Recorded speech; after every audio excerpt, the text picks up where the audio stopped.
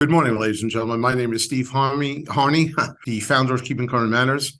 And this morning I have a very interesting topic to talk about, something I'm very, very qualified to talk about, and that's me. Now, I'll talk about me personally. What I'm talking about are boomers. Me, my friends, the people I hang out with. You know, what's their thinking and what's their thinking about real estate? What's their thinking about the house they're living in right now? What's their thinking about their future housing? And again, I think I'm uniquely qualified to talk about this to some degree because I've lived it and am continuing to live it. All right. So I think today is going to be a little bit different in the fact that I'm not only going to be sharing the data, but I'm also going to be sharing some anecdotal stories to back that data up so you have a better understanding. And again, I'm really, really happy about the fact that I'm qualified to do that. All right. So the title of today's session is, are the boomers going to move? And if so, when? And there's a lot of discussion about this, and we'll talk about the terms that they're putting into it. But the single most important thing is, here is another subject that we have to understand, that most agents know that there's something happening. Good agents understand what's happening as each generation ages, their housing needs change. But the great agents can explain. And I will tell you this right now, ladies and gentlemen, there are a lot of my generation that's very confused about what should be their next step in the housing market. Like, well, should they make the move? Should they not make the move? Should they move down? Should they move to a condo? Should they move to a rental? Should they move at all? What happens is if I move, I miss my friends. If I don't move, I can't be with my grandchildren. There's a lot of confusion in my generation right now. And the good news is they have a lot of assets, meaning they have a lot of net worth, and a lot of that's tied into their house. So that it's not like they can't make the move. We just have to help them understand what might be a good move for them and then let them make the decision. We have to give them their options and then let them make a decision. But in order to do even that, we have to have a deep understanding of what's taking place in the real estate market right now. If you weren't on our last webinar, the 2024 market forecast, where we really break down what we think is going to happen this year, as far as prices are concerned, as far as transactions are concerned, what's going to happen with mortgage rates this year. If you haven't been on that webinar, if you haven't seen it, please go down there to the bottom, visit trykcm.com webinar and watch the replay. It's a great synopsis of what we really believe is going to take place over the next 12 months. And that's going to help you when you're talking to someone like me, because we like the facts. We want to know, like, what's actually happening, what's my best move, why is that important? One fact I want to talk about now and even give you an upgrade from that forecast is home prices. Because, ladies and gentlemen, as the market is, coming out into January, everyone is getting more and more optimistic of what's going to take place now. More and more people are talking about we might have a 5% interest rate at some point in this year. And if you watch the replay, you'll find out when we think that's going to take place and when others think it's going to take place. But because there's so much optimism about the market and things are really taking off already, people are adjusting their home price expectations or their home price forecast. This is the latest one as of January 26th. And what we can see, if you haven't been following us, these have ticked up pretty dramatically, where half were negative going into 2024 to now only one is still negative, and that's Realtor.com. And we also have to take a look at when they made that forecast. Realtor.com's last forecast was at the beginning of November. And remember, at that time, interest rates were bouncing off of 8%. So I think when the next Realtor.com forecast comes out, because people are worried they're going to hit 8 and maybe 9, well, now we're talking about they're under 7, and is there sometime this year they're going to hit 5? That's changed everyone's forecast. So number one is I want you to be on top of that, just for your own edification. Number two, when you're talking to a boomer, this is what they have to understand. They've ridden a couple of phenomenal years of appreciation. That has helped them build a tremendous net worth. The next couple of years, we're not going to see that double-digit appreciation. So holding on to their house now in the hope of it's going to appreciate 10, 15, 18%, like it did in 2020, 2021, and the first half of 2022, well, that's not going to happen. And the more we let them know that, the easier it will be that for them to move away, because they're not moving away again from that tremendous appreciation. How many boomers are we talking about? Well, boomers was talking about 43.5% of all the houses that are owned in the country are owned by boomers. That's a tremendous opportunity for you. And many of them, many of my, friends, relatives of my age, they're thinking about something. They're trying to figure it out right now. Gen X, that generation just below us, they're coming into that age. And some of them on the top end of that are also making strong considerations right now. And what every economist knows that there's something happening with boomers because it happens with every generation when they get to this age. The same thing with millennials. When they hit a certain age, what happens? They fall in love, they get married, they have children, then become homeowners. So the economists follow the population of each generation because when they hit a certain point, a certain age, then there's decision-making that takes place. Well, the boomers are in the middle of that decision-making right now, and the Gen X are just entering into that decision-making phase. So if we put the two of those together, we're talking about 75, 76%. 3 out of 4 houses are owned by someone that's either in the middle of having to make a decision or is about to be in the middle of making a decision.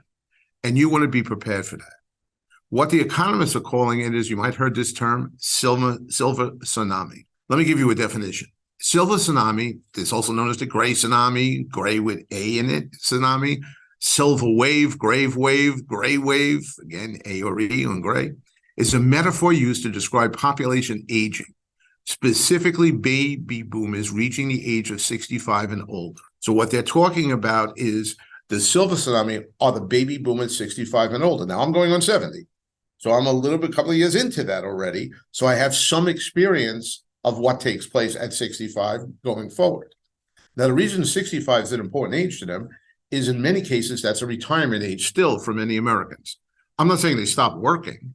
They continue to work, but they might retire from their first job or their main job and now do something that they might enjoy more, perhaps, or they might decide that they're going to leave that job and become a consultant in that field to give themselves a little bit more freedom. The silver tsunami, a colloquialism referring to aging Americans changing their housing arrangements to accommodate aging, could have more of an impact on the housing market this year, according to analyst Meredith Whitney in a conversation with Yahoo Finance. This is directly from her. The other major demographic trend you see is the aging of America, Whitney said. So what's called the silver tsunami is 10,000 people a day in this country are turning 65. And by 2030, the entire baby boomer population or generation will be over 65. So in just a couple of years, well, a little bit more than a couple of years, 6 years, that whole generation will be over 65. And they're going through that planning process right now. And what you want to do to be the best real estate professional you can be, you want to help people while they're going through the planning process as far as their home is concerned. At KCM, our why that's painted on the wall as soon as you walk into the building is we want every family to feel confident when they're buying or selling a home. Well, that includes boomers. We want them to be confident that they can make the move they're thinking about making, but they need some expertise to help them through the process. Again, from Housing Wire, most housing analysts says the silver tsunami's transformation potential for the U.S. housing market is not yet materialized in any meaningful way, and few expect it to anytime soon. Boomers, the wealthiest generation, are increasingly staying in their homes, and the vast majority don't have a mortgage or have one with a low interest rate. And to some degree, I agree with that. There's some fear, there's always the fearmongers out there. Well, every single boomer is going to put their house on the market at the same exact day, at the same exact hour. That's going to flood the market with inventory and everything's come crashing down. No, that's not going to happen. But little by little, people are making moves. And remember, sometimes economists will get strapped into an age. Well, 65, because that's their retirement. What this particular boomer generation has that previous generations didn't have to the extent the boomer generation does is net worth, a dramatic amount of net worth, and a lot of it is tied into their home. So they might want to cash out to move on to the life they really want. Because the other thing everyone realizes is 65, they're not going to die in the next 5 years. Today, people are living to 85, 90, 95, 100 years old. They want to enjoy that last half of their life or the last 1/3 of their life. And they're making decisions based on that. Now, again, I'm giving you the facts. I'm giving you the quotes from the experts, but I'm also sprinkling on some of my anecdotal information I have in talking to so many of my friends and relatives and neighbors who are of that age. Baby boomers are staying in their homes longer. They're wealthier. They're healthier. They're able to stay in place longer than generations past. And it is true that the cycle of the large baby boomer generation aging out will happen, but not yet. That's from Mark Fleming, and we'll go on to finish the rest of that quote in a second. But this is exactly what I'm saying. They're wealthier, they're healthier, they can stay in place if they want to, all right? But my argument is I'm not sure they want to. And I don't think economists are always putting that into play. One of the greatest things about being a KCM member, being a subscriber to KCM, is we take all the economists, we put, all their projections and their forecasts together, and then we add a metric I think a lot of them miss. The metric a lot of them miss is human behavior, which really drives what we do. I often say that commercial real estate is all about the numbers. The numbers have to work. If you own an investment residential piece of property, that's a business to you. The numbers have to work. As they say, it has to pencil. When you're talking about your residence, it's a different game. That's at least 50% how you're feeling about it. It's not just about the numbers. My father used to tease me, if you wait until you can afford a house, you're never going to buy one. He said the same thing about children. If you wait until you can afford to have a child, you're never going to have one. The drive to be a homeowner, the drive in some people to be a parent, they figure the money out after. And a lot of times I don't think economists think that through. So some are saying everyone's going to come out at exactly the same time. Others are saying, well, it's going to be a while now. I think the truth lies someplace in the middle of those two. Again, from Mark Fleming, demographics are never a tsunami. The baby boomer generation is almost 2 decades of births. That means they're going to take about 2 decades to work their way through. In fact, the youngest baby boomers are only just turning 60. There's a long, long way from aging out yet. Well, yes, I agree with that. If we look at past formulas, that 65 is the magic number. And they're saying that because they're healthier and wealthier, there's less of a chance of them. Well, let's think through that for a second. If you're healthier and wealthier and you can travel and you want to travel, then what winds up taking place, I think that might make you sell your house quicker, not stay in it longer. But let's take a look at what the stats say, what the numbers are, because I'm telling you about what I'm thinking, and let's figure out exactly what the stats are saying. This is from an AARP study. 60% of adults age 65 and over expect to stay in their home as they get older. Actually, 60% stay in their current residence and never move. 18% are not sure. 13% are willing to move to a different community. And 10% are looking to move into a different residence within their current community. Well, if we look at those numbers, we'd say, all right, everyone's going to age in place. But I think there's some confusion about that. And there's some confusion even with my own friends. But let's just get into the numbers first a little bit. Just a third of adults say they are likely to live in an active adult or continuing care community. Active adult communities, you move in and it's kind of like a condo type of living, but they have some amenities there. There's a restaurant right there. You can have breakfast, lunch, and dinner if you want to. You don't have to worry about that, all right? But you still have a very active life. You have your car. You're going around. It's kind of like a condo with benefits, all right? Continuing care community is as you get older, you need more care. You might need medical care. You might need memory care. And a lot of places right now are doing both of those together. Meaning you move into one part of the building in assisted care. Like you're fine. You're going around. You're doing everything you did when you owned a house. You don't have all the different payments that you had. You don't have the mortgage payment, or you do have a rent payment. You don't have to mow the lawn. You don't have to pay the heat. You don't have to pay the electric in the same way, but with a big 4-bedroom colonial. So some people are making that move, and more people are making that move, understanding that day will come that they have to move across to the other building. And then there's a comfort of being what we've always talked about, being with the people you know. Because, ladies and gentlemen, what is taking place more and more now, people are saying, oh, when I said age in place, I didn't mean the same house. I meant I wanted to go to the same church, have the same friends, have the same social contacts. So I just want to be in the neighborhood, not necessarily in the same house. So I think there's a misunderstanding about what aging in place actually means. There's a preference to remain in their community. What I'd really like to do is remain in my community as long as possible. Strongly agree, 50 and over, and then 65 and older. Well, let's take a look at the 65 and older right now, because that's kind of the generation we're talking about. And what we can see is 63% is saying that strongly agree. Another 23, 86% in total say, what I really want is to stay in my own community. And even at the younger age of just 50 plus, 50 to 65, what are they saying? Well, 79% is saying, yeah, I want to stay in my own community.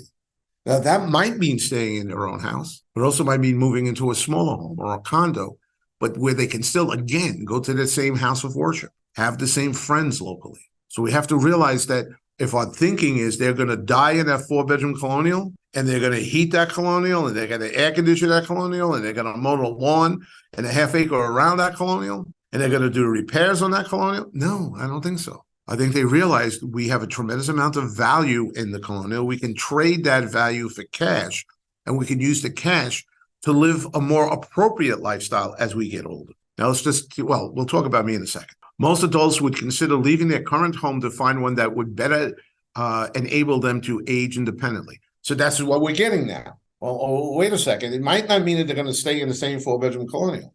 57% of the people 50 plus said they would consider moving to another house that enabled them to age more comfortably. It would cost less to maintain. It was smaller. They didn't have to walk up a flight of stairs to go to the bedroom every night. And in the middle of the night when they wanted a midnight snack, they don't have to go down a flight of stairs to get to the kitchen and go back up a flight of stairs afterwards. And it was physically easier to maintain. I already talked about the repairs, the grass, all the things that you have when you are a homeowner, right? If you buy a smaller home, all of that work condenses. If you buy a condo, it almost goes away. So what we're seeing now is there is a little bit of shift in the thinking that aging in place means I have to stay in the same house. Do I have to stay in the same community? And I'm not sure with everyone that's even the case, because you know what's taking place right now in a big way, and the numbers already show this out. I'm going to show it to you right now, but this is where I'm going to interject my story. 63 years old at the time. I own a home, 4-bedroom colonial up on Long Island. My kids I have some neighbors, I have my house of worship. I have that. But you know who I miss the most? Well, my kids. But they all get out of New York. Too expensive to live in New York. One became a college basketball coach, and he's not settled into the job yet. He keeps on getting advances, promotions type of thing to being the assistant coach at a better school. Well, we're not going to chase him around the country. We're not going to do that. We visit him as much as we possibly can. My other son moved to Richmond, settled down. This is where his wife was born. She has family, deep roots. The Mayflower didn't land in Richmond, but whatever landed in Richmond, her family was on. And they're very, very deep rooted here.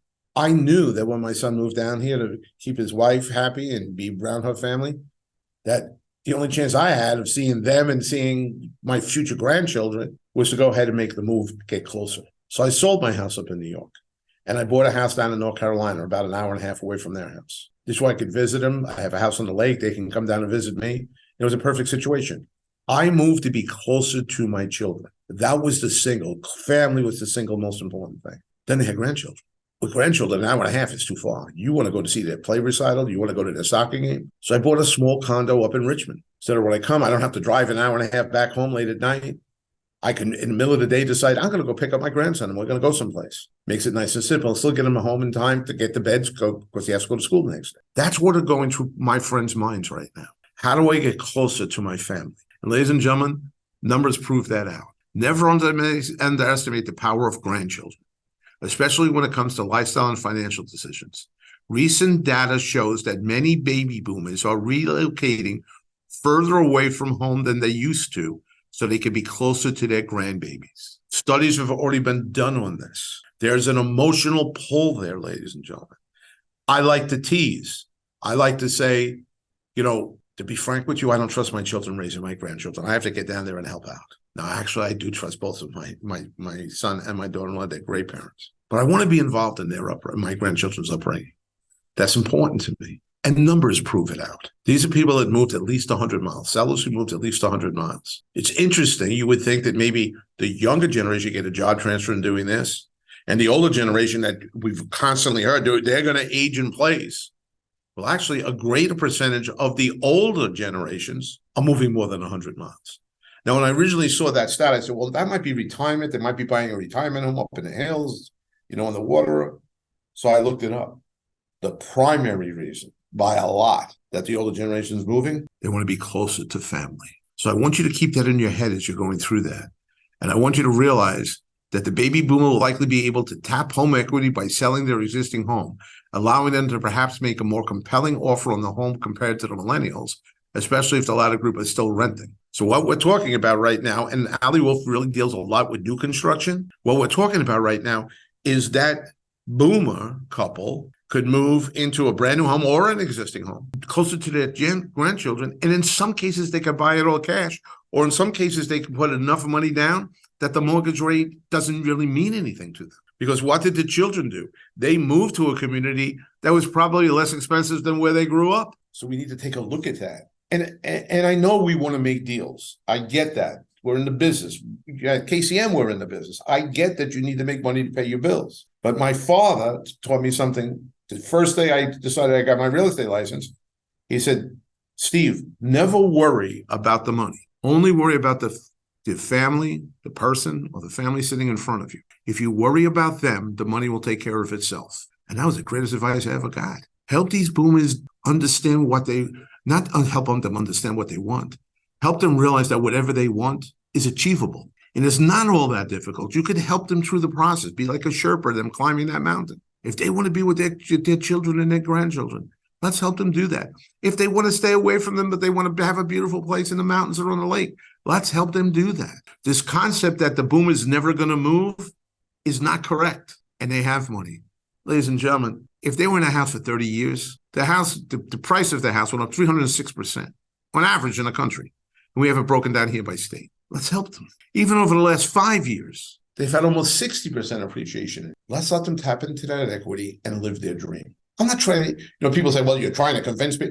First of all, I never believed that you could convince anyone to sell their house or buy the house because like you were some sort of Swahili or something that could have mind control over them. That's not what we do. People accuse us of, well, you tricked it. We didn't trick anybody into anything. What a great agent does is they understand exactly what's taking place. They can explain what's taking place so they can best explain the options to someone who's thinking about doing something. We don't make that final decision. We give them their options, tell them what each option is going to, cost. And I'm not just talking about financially. What each option is going to, what's going to take to make each option come true. And then if they decide to pick one of those options, we get there and we help them build a roadmap to get to exactly where they want to be. But they have money, ladies and gentlemen. Matter of fact, people 65 and older, if they're a homeowner, have net worth of $500,000.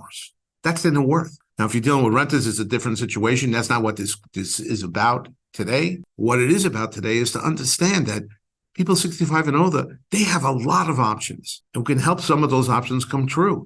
And I'm telling you, not only from the data I read, that some of which I just showed you, but also from the anecdotal stories, and I'm not big on anecdotal stories, but I have a lot of friends my age, and a lot of them just need handholding. I spend a lot of my time. There was a period of time that I was spending a lot of my time when we got together talking about medications, talking about what doctor. You know what's the primary conversation right now? Should I stay in my house or should I make the move? Now, I help my friends make a decision and hand them off to a realtor in their marketplace. You have to help the people my age in your marketplace. Crucially important. These differences in home equity and other wealth fuel disparities in financial security in older age. This is from the Joint Center of Housing Studies, their 2023 Housing America's Older Adults Report. Because home equity and other assets can serve as a nest egg to fund retirement needs, homeowners and older adults with more wealth are in a stronger financial position to successfully manage the dual cost of housing and care. That's what they're up against right now. Do I move into an assisted living location?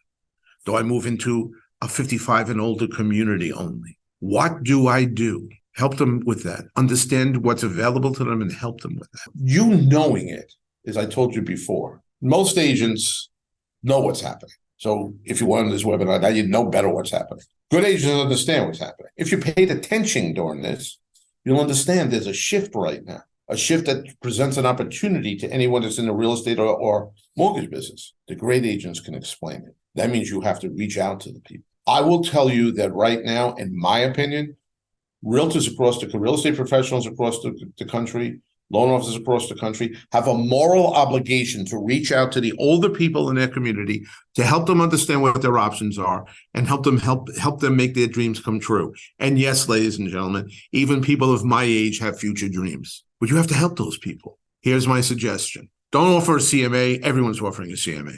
Offer a professional equity assessment report. Keyword professional. This is something that we offer at KCM. You'll see your logo up in the right-hand corner. You can put the name of the client, the street address down in the left-hand corner. And it's actually a form.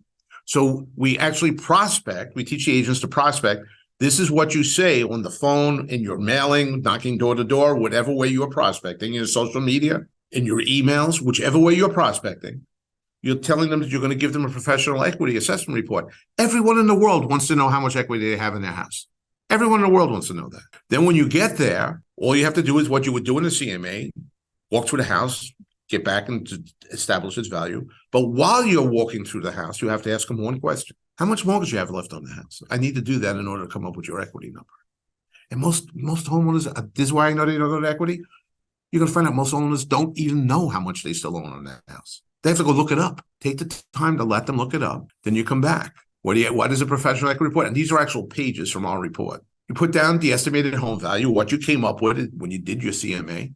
You take the mortgage balance they gave you, subtract it, and that's their equity. It's a pretty simple process. We make it so it looks very professional, and we give you all the verbiage and everything you need in order to get it done. And the best part is, at the end, you say, let's talk next steps. Because once they know how much equity they have, that pings their mind into, well, what can I do with that money? And it might not be they're going to move. It might be they're going to take some of their money, give it to one of their kids for a down payment on a house they're going to do. Maybe they're going to take some of that money and start a business that they're going to run through their retirement, which is sitting in front of a homeowner thinking about doing something with their home. And some of them are going to think it's time to move. If you're a member, go right to the KCM Members area. There's a whole setup there for you. You can download the template, download the scripts. We give you the scripts and everything else if you're the member. If not, just go to trykcm.com/pair. You'll be able to download the professional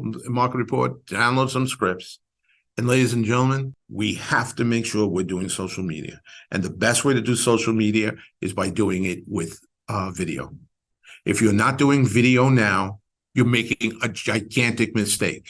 And you might say, well, they're boomers. I'm a boomer. I'm doing this video. And KCM has clips of some of the videos I've done on TikTok. Videos are crucially important to building your brand, that you care and that you can help. And what Real Talk does, if you're KCM member, you can go in there. We'll give you the script. We'll give you all the visuals. We'll set you up that you can go ahead and very easily make the video and get it on there. And again, ladies and gentlemen, it's not because I want you to do it. I think that you have a professional, ethical, moral obligation to do it. My friends need help. Now, I'm going to try the best I can to help my circle of friends.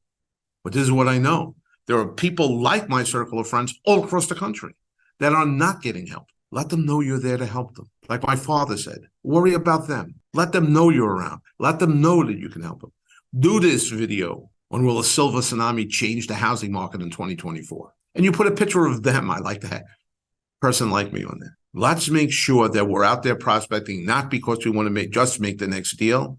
We're out there prospecting because we want to help as many people as we possibly can. And I'm telling you, my generation right now, in regard to the housing, needs help. And they have the money to have a lot of different options.